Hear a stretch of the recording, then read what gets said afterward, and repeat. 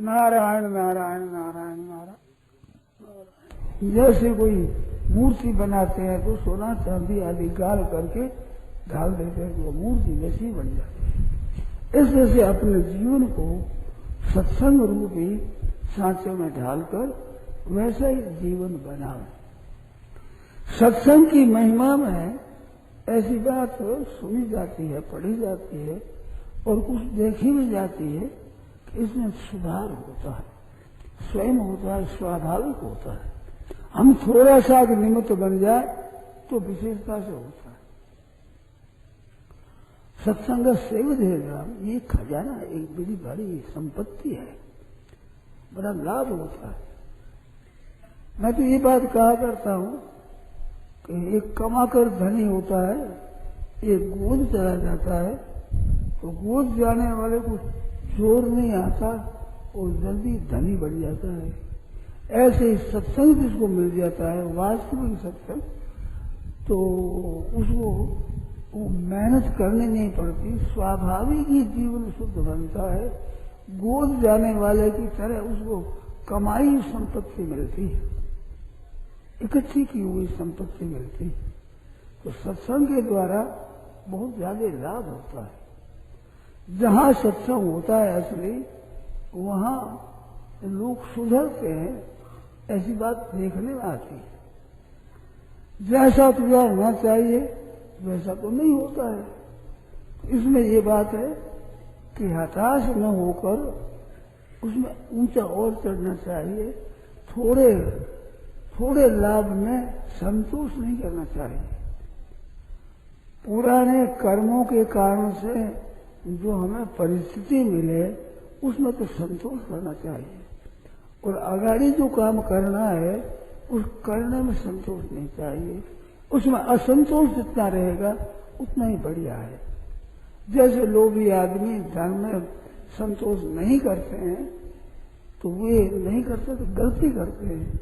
उनसे अपने को ये शिक्षा लेनी चाहिए कि अपने आध्यात्मिक उन्नति में संतोष न करके आगे बढ़ते ही चले जाओ, बढ़ते ही चले जाओ, बढ़ते ही चले जाओ। कहीं भी विश्राम नहीं का वितना हो गया हमारा। जैसे रास्ते चलने वाला पुरुष देखता है तो मीलों पर नाम भी इतनी दूर आए हैं, इतनी दूर बाकी है, तो आगे इनकी तरफ ज्यादा नहीं देखना है, इतना बाकी पड़ा यही देखना है और उसको तय करना है। इसी तरह से अपने कमी को देखते हुए उसकी पूर्ति के लिए सतत प्रयत्नशील है, निरंतर उद्योग में लगे रहे। करने में निमित्त तो अपने को बनावे, परंतु उनमें सफलता होती है उसमें भगवान की कृपा माने। निमित्त मात्र अपने को बनाना है, सफल होती है भगवान की कृपा से। भगवान की संत महात्माओं की कृपा सदा बनी रहती, अनादिकाल से अनंत काल तक भगवान की कृपा रहती है। और संत महात्मा भी होते ही चले आए हैं और होते ही रहेंगे। उनकी कृपा दृष्टि भी संपूर्ण जीवों पर रहती है, तो उनकी कृपा से सिद्धि होती है। हम नियम पालन करके, सत्संग करके, अच्छे भाव, अच्छे आचरण अपने में ले आवे तो निमित्त मात्र हम बने, तो उनके बढ़ने में कृपा माननी चाहिए। माम आश्रित यत्न किए, भगवान की चरणों का आश्रय लेकर यत्न करें, वो सब कुछ जान जाते हैं। तो भगवान की कृपा का आश्रय लेकर चले, निमित्त हम बने, उत्साह हमारा हो, उद्देश्य हमारा हो, प्रयत्न हमारा हो, परंतु सिद्धि में भगवान की कृपा है, ऐसे मान करके चले। और जितना हो गया है उसका भीतर में नहीं, इतनी मैंने उन्नति कर ली, वो अभिमान न हो। परंतु बाकी बहुत बड़ा भाई, जब तक परमात्मा तत्व की प्राप्ति न हो जाए तब तक क्या किया, बहुत कम है। वो प्राप्ति होने पर फिर भी संत महात्माओं का उद्योग समाप्त नहीं होता है, उनका उद्योग जारी रहता है। मैंने तो संतों से ऐसी ऐसी बातें सुनी है कि जब तक संसार में एक जीव भी बंधन में है तब तक संतों का पुरुषार्थ पूरा कैसे हुआ। कोई बंधन में न रहे, सबके सब मुक्त हो जाए। कहते ये बात संभव है? कहते संभव क्यों नहीं, जब एक की मुक्ति हो सकती है तो 100 की, 1000 की, 10,000 की, लाख की, 10 लाख की क्यों नहीं हो सकती? मुक्ति होने की जब गुंजाइश है तो सबकी होने की भी गुंजाइश है। तो मात्र जीव का कल्याण न हो जाए तब तो हमारा पुरुषार्थ बंद कैसे हो? सबका कल्याण करना है, हमें सब मिल करके अपना सबका ही कल्याण करना है। सर्वे भवन्तु सुखिनः, सर्वे सन्तु निरामयाः, सर्वे भद्राणि पश्यन्तु मा कश्चित् दुःखभाग् भवेत्। सबके सब सुखी हो जाए, सबके सब निरोग हो जाए, सबके ही सदा मंगल ही मंगल होता रहे, किसी को कभी दुख न हो। ये बात अच्छे संतों का तो है कि सब भगवान के भक्त बन जाए, सब जीवन मुक्त हो जाए, सबका ही कल्याण हो जाए, कोई भी कल्याण से बाकी ना रहे। इसमें मनुष्य मात्र का तो कल्याण होना ही चाहिए। दूसरे जीव जंतु तो अपना कल्याण करने में असमर्थ है, अनधिकारी भी है, निर्बल भी है, अबल बल भी नहीं है, योग्यता नहीं है, अधिकार भी नहीं है। यद्यपि परमात्मा की तरफ चलने में बाधा नहीं है, परंतु फिर भी मनुष्य मात्र को तो विशेषता से अधिकारी माना है। और इसमें एक बहुत विलक्षण बात है, वो देवताओं के लिए भी नहीं है, वो अधिकार मनुष्यों के लिए है। देवताओं में भोग भोगने की मुख्यता है, जैसे नरक के जीवों को उसका दंड भोगने के, दुख भोगने का अधिकार है, ऐसे देवताओं का जो अवतार होना, देव का जन्म होना है, वो सुख भोग के लिए है।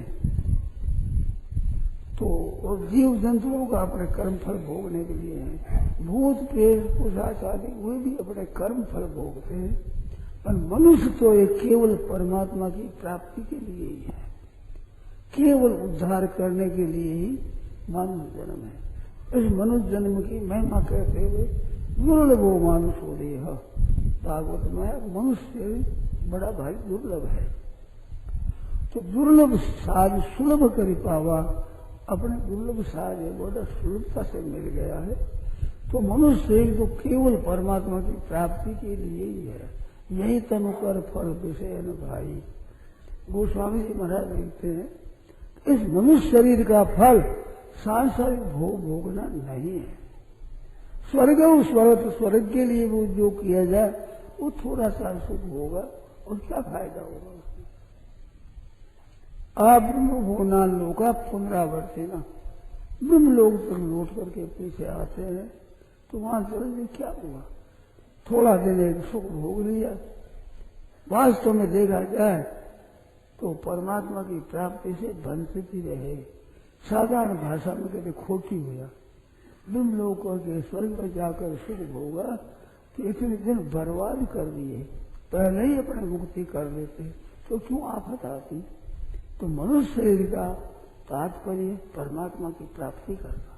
तो भाइयों बहनों से कहना है, अपने अपनी तरफ से पूर्ण परमात्मा की प्राप्ति के लिए उद्योग करें। उसमें भी प्राप्ति हम अपने उद्योग से कर लेंगे ऐसा नहीं, प्रभु कृपा से होगी। क्यों कि प्रभु कृपा है।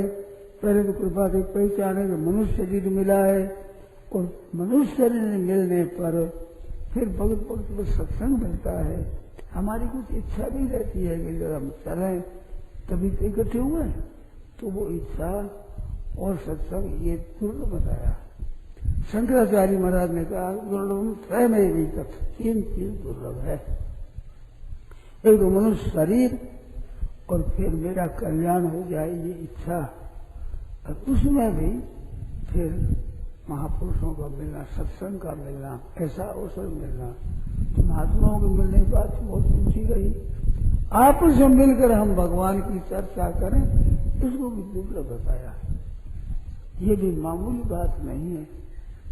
अपने उसको साधारण मानते हैं तो कृपा के कारण से मिल जाने से अपने को सरलता दिखती है। हमारे को मनुष्य शरीर दुर्लभ नहीं दिखता, क्योंकि मिला हुआ मनुष्य बड़े हुए हैं, भाई हो चाहे बहन हो, कोई मनुष्य शरीर तो है ही। तो ये मिला हुआ सुख मालूम देता है। पर दुर्लभो मानुषो दुर्लभ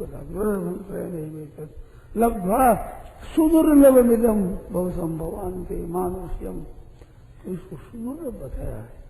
तो ऐसा दुर्लभ पदार्थ हमारे को दुर्लभ मालूम नहीं देता। मिली हुई वस्तु जब तक मिली रहती है तब तक उसकी दुर्लभता का ज्ञान नहीं होता। वो नहीं रहती है तब पता लगता है भाई ये बात तो कठिन है। तो ये दुर्लभ साज अपने को सुलभता से मिला है तो इससे लाभ लेना चाहिए। और इसमें लाभ लेने के लिए केवल निमित्त मात्र हम मान लें, अपने आप को निमित्त बना लें। निमित्त बनने पर सहायता भगवान की है, संत महात्माओं की है। और सज्जन में एक बात और विलक्षण है कि सत्य मार्ग में हम चलते हैं, नियत हमारी साफ अच्छी होती है तो बैर रखने वाले, द्वेष रखने वाले, हमारा अनिष्ट चाहने वाले भी प्रकारांतर से उन्नति में हेतु होते हैं, हमारी उन्नति में कारण बनते हैं। वे भीतर से चाहते नहीं उन्नति करना, हमारी उन्नति हो जाए, तो हमारी उन्नति के लिए वे बाधा देने वाले भी हमारे साधक हो जाते हैं। ये एक भगवान के सन्मुख होने की विशेष महिमा है। इसमें कोई अनिष्ट नहीं कर सकता। अनिष्ट करने वाले भी प्रकारांतर से हमारा भला ही करता है। दुख देने वाला भी हमारा पाप नाश करके उन्नति ही करता है। तो इस मार्ग में धावन निमिले वाले से आंख में इसको दौड़ो, ना करता है ना पड़ता है। ऐसा निष्कंठ का पंथा ये कांटा करता का आग्रह आदि के नहीं है। ऐसा बड़ा सीधा रास्ता है भगवान की तरफ चलने का। तो इसमें हम चले तो लाभ जरूर होता है, इसमें संदेह नहीं है। परंतु हम जो करेंगे निमित्त मात्र बढ़ जाएंगे तो बहुत विशेष लाभ ले लेंगे। लाभ होगा भगवान की कृपा पर। सन्मुख हुए जीवों हुए जब वर्षा बरसती है परंतु इसके सन्मुख होने से जल इकट्ठा हो जाता है। ऊपर से जल गिर रहा है परंतु घड़ा को उल्टा कर दिया जाए उसमें नहीं आता, सन्मुख कर देते हैं तो भर जाता है। उसको क्या जोर आया, सन्मुख हुए। ऐसे सन्मुख हुए जीव हुए जब ही तो जन्म कोटि अविनाशी करोड़ों जन्मों के पाप स्वतः नष्ट हो जाते हैं सन्मुख मात्र होने से। तो सन्मुख हमारे को होना है। हमारा उद्योग उसके सामने चलने का है तेजी से, फिर होगा भगवान की कृपा से होगा। होता है, कृपा है उसकी, होता है, होता ही है। इस वास्ते हमें थोड़ा सा निमित्त बन जाना चाहिए, उन्मुख हो जाना चाहिए, सन्मुख हो जाना चाहिए, अपनी दृष्टि से अच्छे से काम में लग जाना चाहिए, फिर उन्नति स्वाभाविक होगी। और वो भी लगने में भी कृपा भगवान की है। जैसे मनुष्य शरीर है ये भी रामायण में आया है, कबू की करी करुणा नरवे ही वेद ईश बिन हेतु सने ही। प्रभु का विशेषण दिया है कि बिना हेतु स्नेह करने वाले, तो बिना हेतु ही कृपा करने वाले भगवान जो सबल कृपालु, स्वतः नाम उनका कृपालु है। कृपा करने का स्वभाव जिनका होता है, ये स्वभाव में आलस प्रत्यय होता है, तो भी कृपा करने का स्वभाव है, आदत है उनकी। जैसे सूर्य के प्रकाश करने की आदत है स्वतः ही। आदत क्या है, प्रकाश होता है, करना नहीं पड़ता है। ऐसी भगवान की कृपा भगवान को करनी नहीं पड़ती है, स्वाभाविक कृपालु होगी, कृपा होती है। तो ऐसे कृपालु भगवान बिना हेतु स्नेह करने वाले, करुणाकारी, कबू को नर, कबू भगवान कृपा करके, तो कृपालु भगवान विशेष कृपा करके और मानव शरीर देते हैं। तो मनुष्य शरीर मिला तो भगवान की विशेष कृपा ये पहचान है। और मिलने पर भी कुछ इच्छा हुई हमारी कि हमारा कल्याण हो, उद्धार हो, ऐसे विचार हुआ, ये विशेष कृपा है। इससे भी विशेष जब आपस में बैठकर हम भगवत चर्चा करते हैं, विचार करते हैं, भगवान की तरफ चलने का आयोजन करके इकट्ठे होकर चर्चा करते हैं, ये भगवान की बहुत और विशेष कृपा है। ऐसा कृपा है वो भी महाराज देर कृपा। अभी कलयुग के समय में जहाँ नास्तिकता है, पतन की तरफ बड़े जोरों से प्रवाह चलता है, ऐसे समय में अगर इसके से सत्संग मिलता है तो कितनी विशेषता है। ये भगवान की बड़ी अलौकिक विलक्षण कृपा है, जिस कृपा से हम इधर लगे हुए हैं। एक बात और ध्यान देने की है, इसका पता नहीं है। पहले तो शरीर का पता नहीं है कि शरीर कितना दिन रहेगा, और शरीर रहेगा तब ही स्वास्थ्य का पता नहीं कि हम ऐसे सजग और स्वास्थ्य रहेगा हमारा, ठीक तरह से हम निरोग रहेंगे, जो सत्संग करने के लायक बड़े रहे, इसका भी पता नहीं। एक और बात है सज्जनों ध्यान देने की कि ये जो भाव है हमारा, ये भी हरदम रहे, इसका कुछ भरोसा नहीं है। जब भाव बन गया सत्संग का भजन ध्यान का, तो इससे लाभ उठा लेना चाहिए। ये भाव भी स्थायी रह जाए, इसका कुछ भरोसा नहीं है। मैंने देखा है ऐसे जिन भावों को बर्बाद में तो चलने के भाव थे, वैसे भाव कभी कभी नहीं रहे हैं, किसी किसी के नहीं रहे हैं, तो हमारे रहेगा क्या पता। तो हमें तो तत्परता से लाभ ले लेना चाहिए।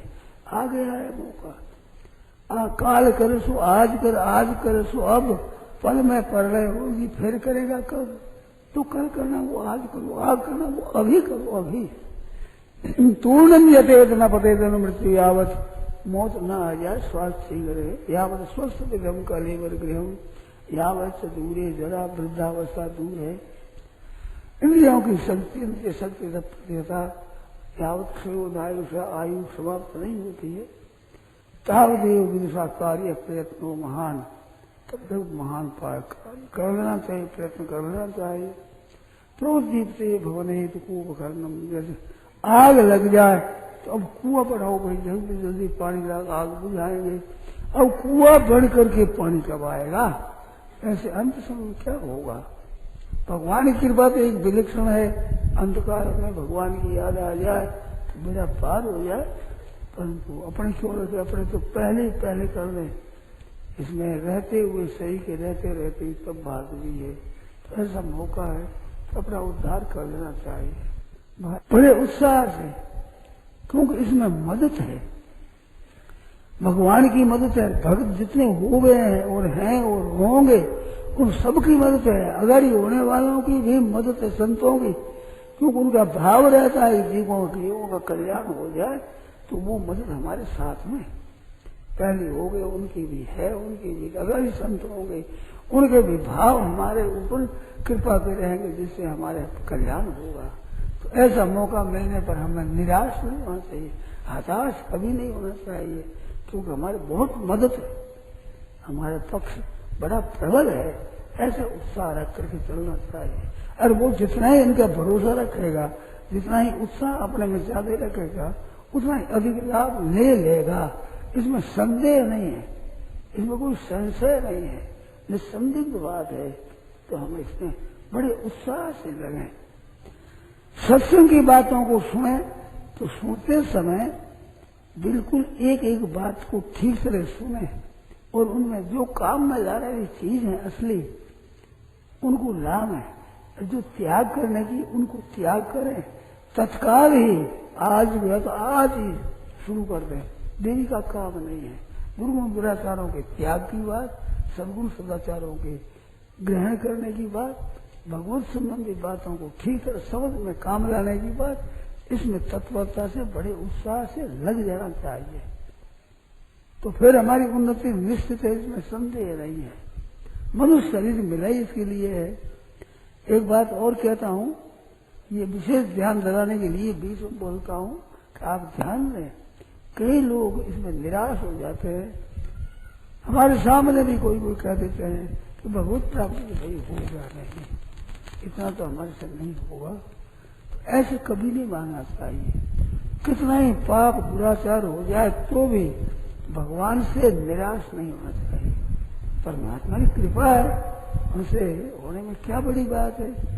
तो किसी भाई बहन को भी भगवत संबंधी बात में निराश नहीं होना चाहिए। और ये बात भी प्रारब्ध से होती है, पूर्व कर्म, ये कर्मों का फल नहीं है, ये तो नया उद्योग है। प्रारब्ध से वो होता है जो फल होता है कर्मों का, सुखदायी दुखदायी परिस्थिति आती है, वो तो है कर्मों का फल, परंतु अपने उन्नति करना, परमात्मा की तरफ चलना है, ये कर्मों का फल नहीं है। ये तो भगवान की कृपा का फल है, हमारे को मिला है अवसर। अब निमित्त मात्र भव सभ्य शासन, निमित्त मात्र अपने बन जाओ, फिर काम तो हुआ है उसकी कृपा से। अपने हाँ में हाँ मिला तो उतने में काम बनता है, भगवान की कृपा से। भगवान ने बहुत कृपा की है कि तुम अवसर मिला है, तो अब इसमें बड़े उत्साह से आगे चलना है, हताश निराश कभी नहीं होना है। परमात्मा की तरफ से निराश कभी नहीं होना, कभी नहीं होना, कभी नहीं होना है। ये विशेषता से आप ध्यान दें कि हमारा कल्याण कैसे हो सकता है, हम धनी कैसे हो सकते हैं, हमारे संसार में नाम कैसे हो सकता है, शरीर हमारा निरोग कैसे हो सकता है, इसका पता नहीं है। ये है प्रारब्ध का फल, शरीर निरोग हो जाए, धनी हो जाए, हमारा नाम हो जाए आदि, ये मुख्यतः से प्रारब्ध का फल है। नए उद्योग से भी काम होता है, तो मनुष्य शरीर है, इसमें बहुत योग्यता है, बहुत अधिकार है, परंतु कल्याण में तो खास बात है। कल्याण के लिए ही भगवान ने मनुष्य शरीर दिया है। अभी रसोई में जाकर बैठ गए, परोस दिया, अब भोजन कैसे होगा, अरे तो भोजन के लिए तो सब तैयारी हुई है, इसलिए कल्याण के लिए तो ये मनुष्य की तैयारी है। इस वास्ते मनुष्य शरीर पा करके कल्याण से निराश कभी नहीं हो, भगवान की प्राप्ति से हताश कभी ना हो, ये तो खास अपनी बात है। इस वास्ते बड़े उत्साह से इसमें ले जाना चाहिए। निमित्त मात्र बनने से भगवान की कृपा से उत्साह हो जाता है।